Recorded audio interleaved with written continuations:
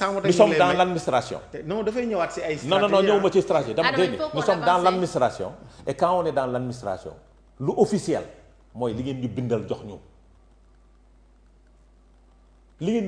ñu le document jubbanti koom stratégie SUPREC 2025-28 la tudd. mais loolu la tudd. d'accord Adama foofu la amee problème. jarul ñu ngi non mais c'est clair non c'est pas clair. moo ko bëggul rek avancer peut-être que tu auras la réponse nous maintenir là-bas mais bon ci beneen occasion. alors Adama dégg nañu tamit scandalu HCCT président de la République moo ko révélé muy immeuble boo xam ne dañ ko jënd ba pare état continuer di fay location ban compréhension nga am ci coow loolu. on cite déjà deux personnalités dafa joxe information. juum ci date yi dafa juum.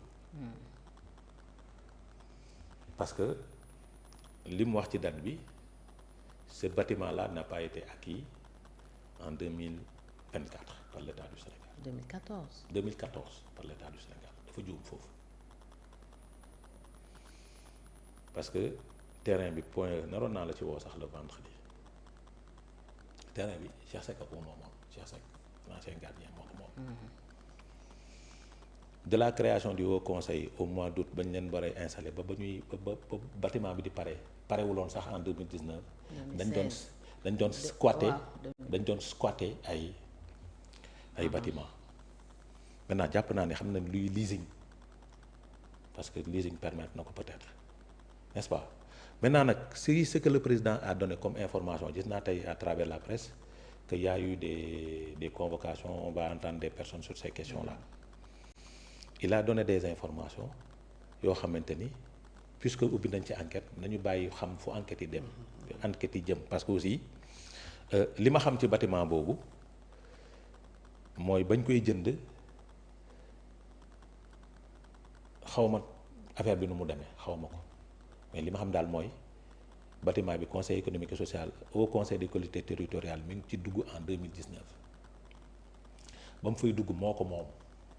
parce que état da ko jënd pour loger. état bi daf ci jënd pour loger institution bi donc moo ko jënd maintenant nag naka la ko jëndee transaction bi nu mu demee est-ce que du location vente ak nangam sangam wala ay leasing ak yooyu xaw ma maintenant nag puisque les enquêtes sont ouvertes on va suivre le dossier pour situer les responsabilités mais il a donné l'information mais Diomaye li mu démarré moom c'est pas en 2014 état bi jënd ko en 2014 mi ngi ko jënd en 2017 exactement. D'accord. maintenant nag ni mu ko jëndee la transaction xaw ma nu mu demee des enquêtes sont ouvertes maintenant laissons les choses se faire quoi. On cite par exemple l'ancien ministre Birima Mangara et parce que il paraîtrait que Ousmane comment il s'appelle Feu Tanor n'était pas au courant de la transaction parce que c'est géré non mais loolu seen yoon nekk sax c'est l'État qui achète et qui loge. voilà donc qui loge ñoom li ñuy am daal mooy am nañ bâtiment te li ñuy wax mooy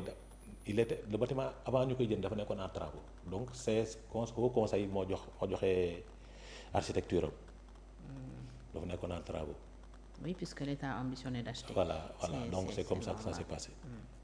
alors Mbengue si scandale boobu premier président li mu ci wax ci la ñuy contenté wu mais yow dama lay interpeller ci remaniement bi ñuy xaar yéen waa PASTEF ban gouvernement ngeen jàpp ne tey moom moo war a mun a porter cette relance là bëri na si yéen ñu koy sàkku surtout sur les ministères de souveraineté aussi on critique beaucoup ñenn ñu ko yoree par exemple la justice jàpp ne xëy na doxul ni mu waree ban gouvernement nga jàpp ne yow tey moom la ñu war a tëgg un gouvernement purement PASTEF wala ban genre pour porter le redressement déjà et puis satisfaire quand même yenn revendications yi ngeen am seen biir.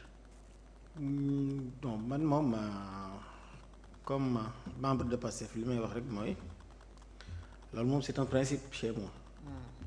Voilà celui qui gagne politiquement bénéficie de la confiance populaire légitime et c'est lui qui doit gouverner. man loolu c'est un principe bu ma gëm.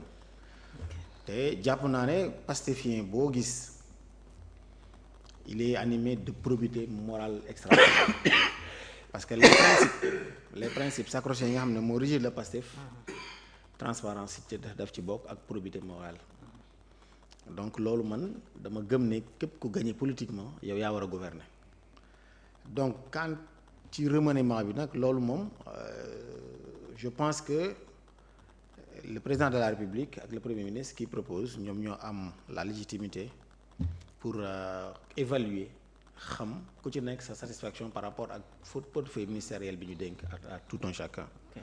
Donc loolu man mënu ma si avancer l'essentiel nous faisons confiance totale au président Ousmane Sonko par rapport à la ligne directive bi nga xamante ne peut-être ak par rapport ak vision bi ñu def soumettre nañ ko à chaque ministère selon les indicateurs ak les valeurs cibles ak li nga xam ne moom la leen joxoon en tant que feuille de route peut-être ñoom ñu ngi koy satisfaire ou pas ñoom ñoo ko mën a apprécier te ñoom ñoo am aussi la légitimité ak le droit d'apprécier quel que soit fa ñan ñoom ñoo war a toog ci ministère wala bañ a toog ci ministère mais cependant li mu wax mooy Pastef bi nga xamante ne participer ni ci effort bi changement de régime bi man je me dis par principe que dañu war a aussi impliqué wu dans la gestion de ce pays-là.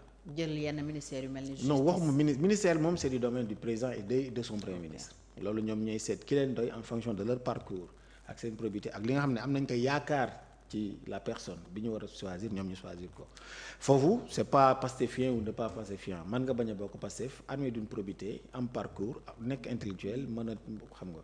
am bénéfice de la confiance mais seen leader waxul loolu Ousmane Sonko dafa ne Pastef dañ ko war a jox gis nga état dafa large non waxul ministère waxul ministère dafa wax ne la gestion de ce pays là Pastef daf ci am cër te ñëpp xam ne Pastef daf ci war a am cër bu mag liñ leen jox doyul non doyul ça moom man je dis que ne doyul te des na lu bare loo xamante ne nii tey parce que ki nga partagé la même vision xeex ak moom ngeen partagé ko mais kooku quel que soit alpha intérêt bi koy animé mooy que vision bi nga teg projet bi nga teg mais projet bi moom mu aboutir. mais le danger dans tout ça li ñu jox alliés yi dafa ëpp alors. li ñu jox alliés yi moo tax ma ne loolu c'est le président qui moom mooy choisir. mais soo ne Pastef li ñu ko jox doyul. partager la mais sañ naa wax ne Pastef lii la bëgg. mooy donc alliés yi li ñu leen jox dafa bëri. non man je parle pas d'alliés. gis nga mais yéen ak alliés yéen a nekk ci état bi. ñoo nekk ci état. waaw non xam nga da nga wax le gouvernement wax ay ministres. état dafa large. état yaatu na.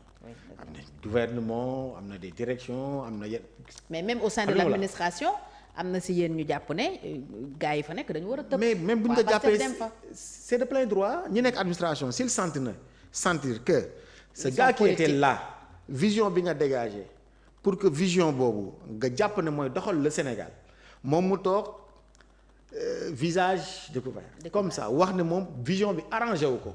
mais soo bëggee ñëw partager moom la même vision il va dire forcément que peut-être mën a créer ay quoi politiquement loolu laa bëgg a wax non waxuma kenn mais dama ne.